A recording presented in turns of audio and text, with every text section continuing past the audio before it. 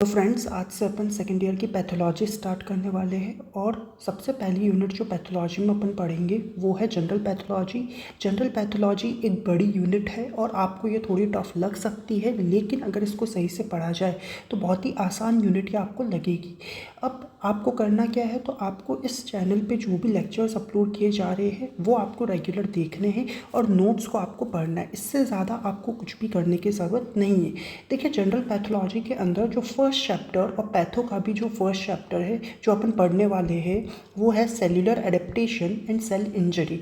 देखिए, ये जो चैप्टर है वो पूरे के पूरे पैथोलॉजी का एक बेस बनाएगा। इस चैप्टर में अपन जो भी पढ़ने वाले हैं वो पूरे पैथो के अंदर अपने काम आने वाला है। तो इस चैप्टर को थोड़ा अच्छे से पढ़िएगा। भले ही एग्जाम पॉइंट ऑफ व्यू से देखें तो इससे बहुत ज़्यादा क्वेश्चंस शायद नहीं आएंगे प्रॉफ एग्जाम्स के अंदर, लेकिन पूरे पैथोलॉजी के अंदर आपको हेल्प होगी अगर आपको ये चैप्टर सही से आता है तो। देखिए, अगर cellular adaptation and cell injury का एक बेसिक ओवरव्यू मैं दूं कि इस चैप्टर के अंदर अपन पढ़ने क्या क्या वाले हैं, तो देखिए, अपन ये कह रहे हैं कि अगर कोई सेल है, फॉर एग्जांपल आपके पास एक सेल है और इस सेल को कोई हार्मफुल स्टिमुलस अगर दिया जाता है, कोई भी हार्मफुल स्टिमुलस अगर इस सेल को दिया जाता है तो सेल क्या करेगा, कुछ चेंजेस खुद के अंदर करेगा ताकि वो इस हार्मफुल स्टिमुलस के टूवर्ड्स क्या कर पाए, सर्वाइव कर पाए। तो वो जो चेंजेस होते हैं जो सेल करेगा to survive in unfavourable condition, उस चीज़ को अडेप्टेशंस कहा जाता है। अब देखिए, अगर ये अडेप्टेशन काम कर गए तो ठीक है, अगर काम नहीं किए तो सेल को क्या होगी, इंजरी हो जाएगी।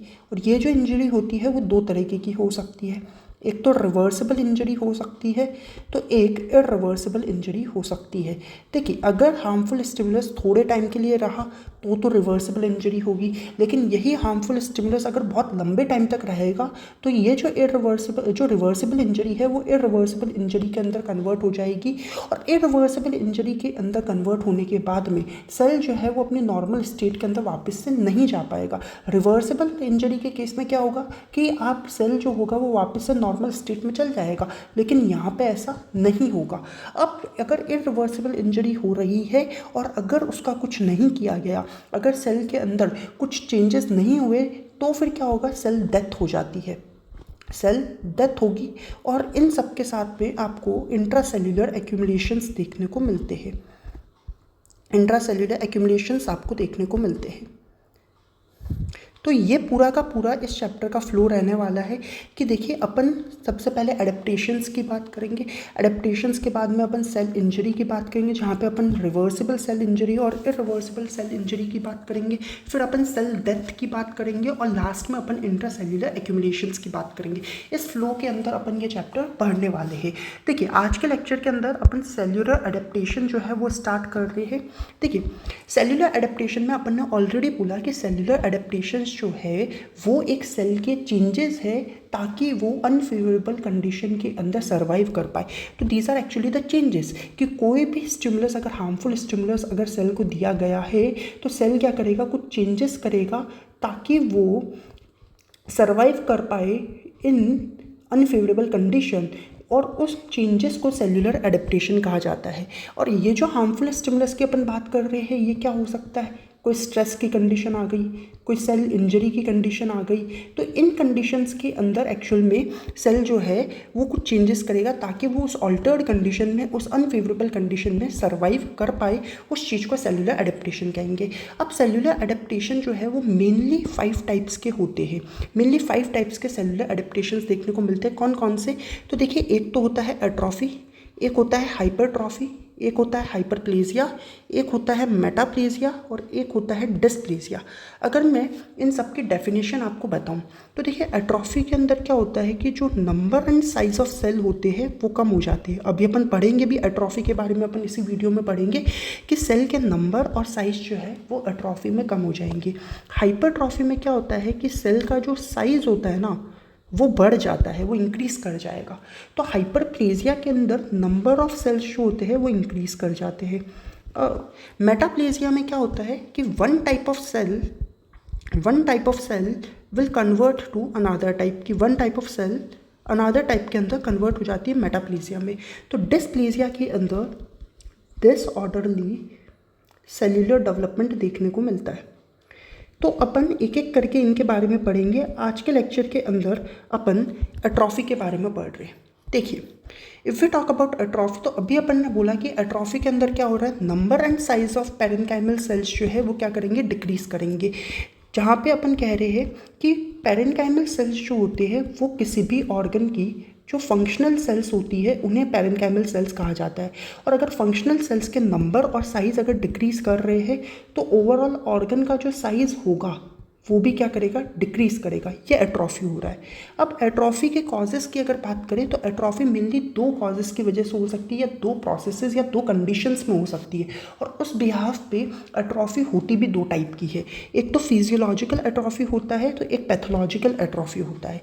देखिए, फिजियोलॉजिकल जब भी बात आएगी ना तो नॉर्मल बॉडी प्रोसेसेस में हो रहा है, वो नॉर्मल बॉडी प्रोसेसेस में है।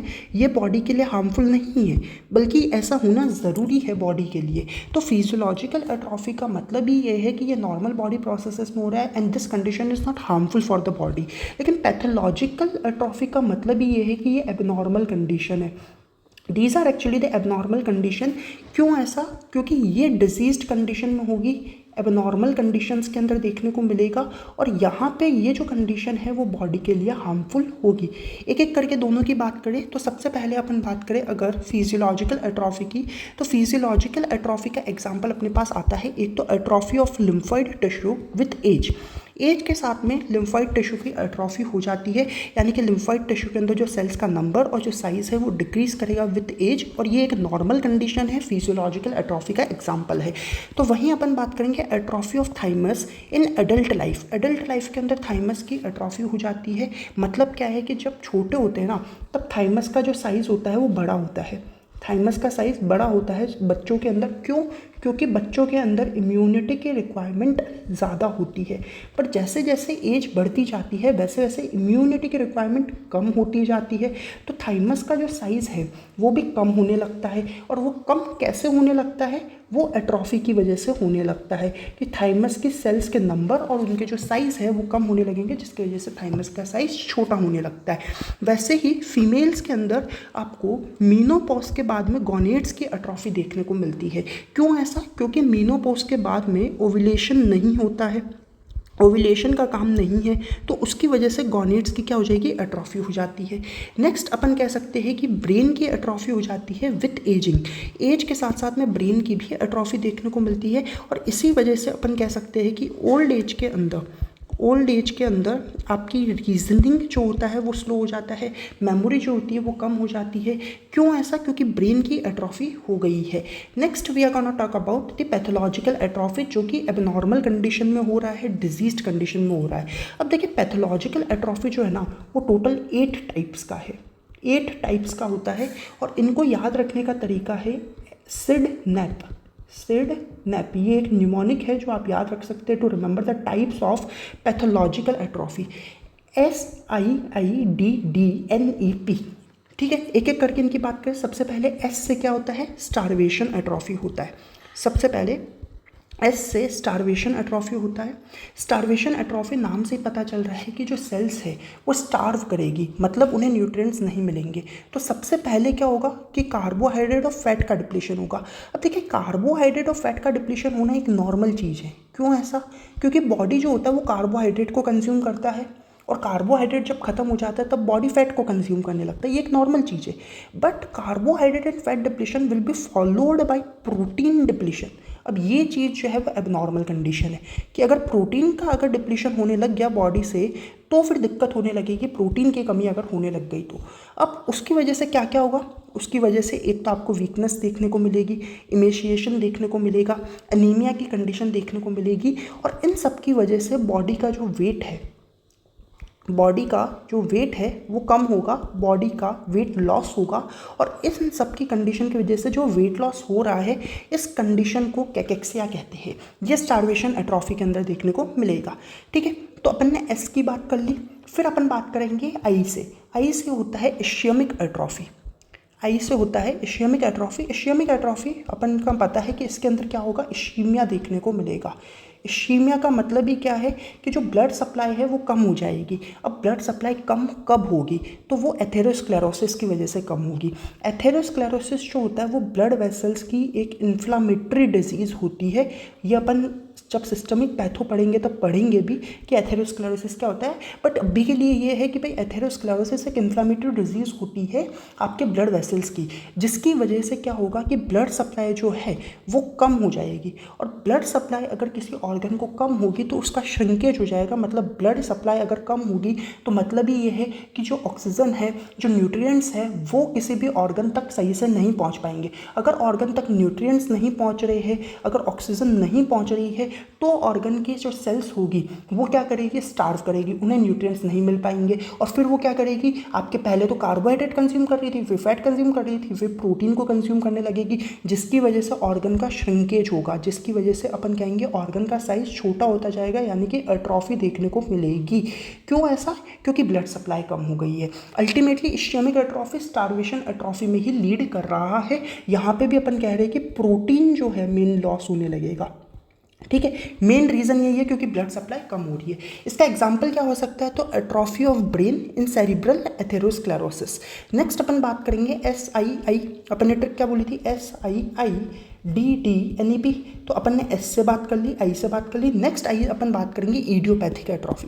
देखिए टर्म इडियोपैथिक कई जगह आप पढ़ेंगे पूरे पैथो के अंदर, और जब भी अपन देखें कि आपके टर्म इडियोपैथिक आएगा, इसका मतलब होता है कॉजेज नॉट नोन।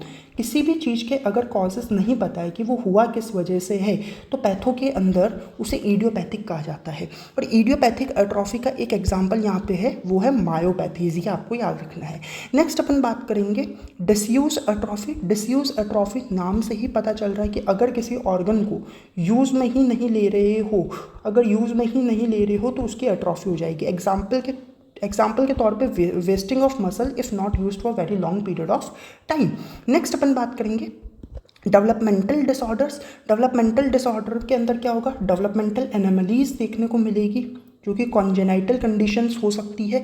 एग्जाम्पल के तौर पे क्रिप्टोरकॉइडिज्म, जो कि टेस्टिस का एक कॉन्जेनाइटल डिसऑर्डर है, तो ये डेवलपमेंटल डिसऑर्डर्स का एक एग्जाम्पल होगा। फिर आता है न्यूरोपैथिक एट्रोफी। देखिए न्यूरोपैथिक एट्रोफी नाम से ही पता चल रहा है, समवॉट द नर्व सप्लाई जो होगा बॉडी का, वो यहाँ पे कहीं ना कहीं इंटरप्ट होगा, नर्व सप्लाई इंटरप्ट हो जाएगा।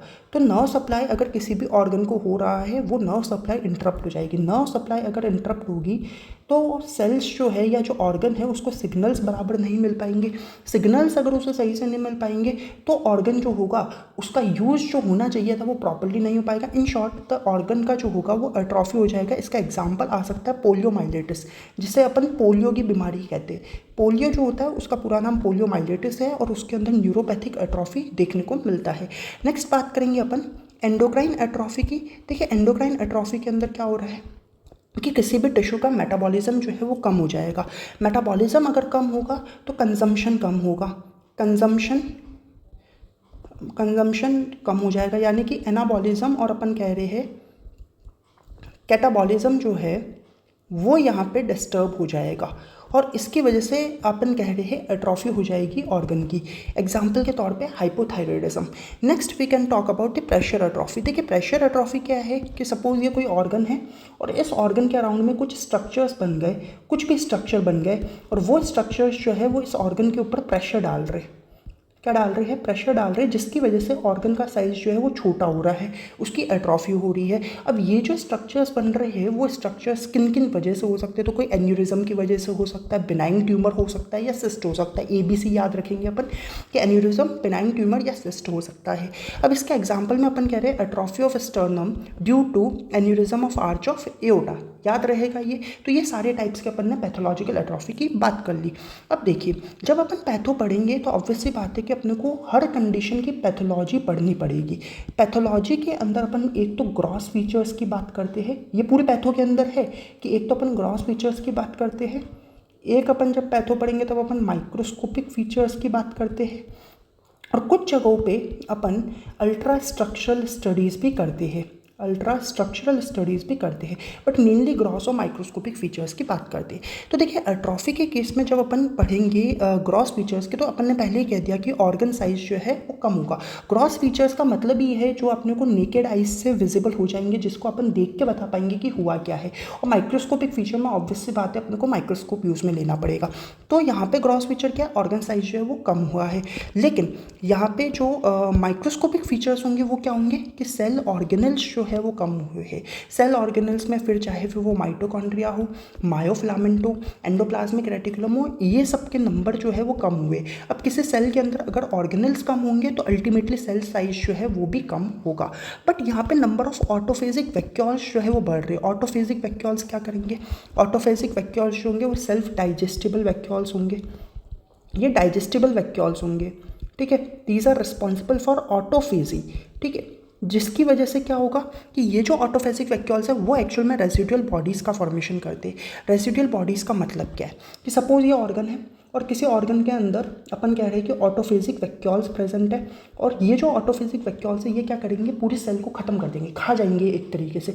तो अब ये देखिए, अब यही वो ऑर्गन है, पहले बड़ा था अब छोटा हो गया। अब जो थोड़ा बहुत जो मटेरियल बचा है, ज़्यादातर चीज़ें तो वो खा चुके, अब ये जो थोड़ी बहुत चीज़ें जो बची है ना वो रेजिडुअल बॉडीज़ होगी, जो कि अपन कह रहे हैं किसने बनाई, ऑटोफेजिक वैक्यूल्स ने बनाई। नेक्स्ट अपन बात करेंगे मॉलिक्यूलर पैथोजेनेसिस। देखिए मॉलिक्यूलर पैथोजेनेसिस का मतलब ही ये होता है कि किसी भी डिजीज़ का जो प्रोग्रेशन होता है ना, प्रोग्रेशन कह लो या फिर मैकेनिज़्म कह लो किसी भी डिजीज़ का, तो उस चीज़ को पैथोजेनेसिस कहा जाता है। तो एट्रोफी का जो पैथोजेनेसिस है वो क्या है कि यहाँ पे प्रोटीन मेटाबॉलिज्म डिस्टर्ब होगा। ये अपन ने पैथोलॉजिकल एट्रोफी जब बात करी तो उसमें अपन ने ऑलरेडी बात कर ली कि प्रोटीन मेटाबॉलिज्म जो है वो डिस्टर्ब हो रहा है। और प्रोटीन मेटाबॉलिज्म डिस्टर्ब होने में क्या कंडीशन आ रही है कि आपके प्रोटीन सिंथेसिस तो कम हो रहा है लेकिन प्रोटीन का डिग्रेडेशन बढ़ गया है। अब प्रोटीन का सिंथेसिस कम हो रहा है किस वजह से, क्योंकि सेल्स को न्यूट्रिशन कम मिल रहा है। जहाँ पे अपन ने स्टार्वेशन एट्रोफी की बात करी, इश्यमिक एट्रोफी की बात करी, तो अल्टीमेटली सेल्स को न्यूट्रिशन कम मिल रहा है, उसकी वजह से प्रोटीन का सिंथेसिस भी कम हो रहा है। प्रोटीन का सिंथेसिस कम क्यों हो रहा है, क्योंकि ऑब्वियस बात है कि सेल्स जो है उन्हें क्या चाहिए, एटीपी की रिक्वायरमेंट होती है, और एटीपी ही हर प्रोसेस के लिए रिस्पॉन्सिबल है। अब प्रोटीन का सिंथेसिस कम हो रहा है, प्रोटीन बनेगा कैसे, अगर अपन सोच के देखें तो एक तो ट्रांसक्रिप्शन का प्रोसेस होता है, ट्रांसक्रिप्शन से प्रोसेस से क्या हो रहा है, डीएनए से आरएनए बनता है, और ये भी एक एनर्जी डिपेंडेंट प्रोसेस है। आरएनए से अपने को पता है क्या होता है, प्रोटीन बनता है, ये भी क्या है, एक एनर्जी डिपेंडेंट प्रोसेस है, और इसको अपन ट्रांसलेशन कहते हैं। अब इसके लिए चाहिए क्या, एनर्जी चाहिए, यानी कि एटीपी चाहिए, और ये एटीपी कहाँ से आएगी, जब सेल्स को न्यूट्रिएंट्स मिलेंगे। अगर न्यूट्रिएंट्स नहीं मिलेंगे तो एटीपी नहीं मिलेगा, एटीपी नहीं मिलेगा तो प्रोटीन सिंथेसिस भी कम होगा। वहीं पे अपन कह रहे हैं कि जो प्रोटीन का डिग्रेडेशन है वो बढ़ गया है। प्रोटीन का डिग्रेडेशन बढ़ा क्यों है, क्योंकि एक एंजाइम है जिसका नाम है यूबिक्यूटिन लाइगेज। ये जो यूबिक्यूटिन लाइगेज होता है वो क्या करता है कि प्रोटीन से बाइंड करता है और उसे कन्वर्ट कर देता है प्रोटियोसोम के अंदर, यानी कि प्रोटीन का कैटाबॉलिज्म यहाँ पे देखने को मिल रहा है, प्रोटीन का डिग्रेडेशन बढ़ गया है। तो अल्टीमेटली मेन पॉइंट यही है कि जो प्रोटीन मेटाबॉलिज्म है वो डिस्टर्ब हो गया, जिसकी वजह से एट्रोफी देखने को मिल रही है। So guys that was all about the atrophy. If you found this lecture useful and helpful then please like, share and subscribe the channel.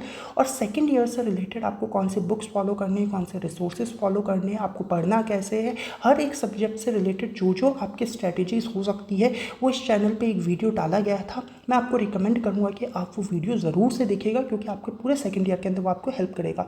Thank you very much for watching guys.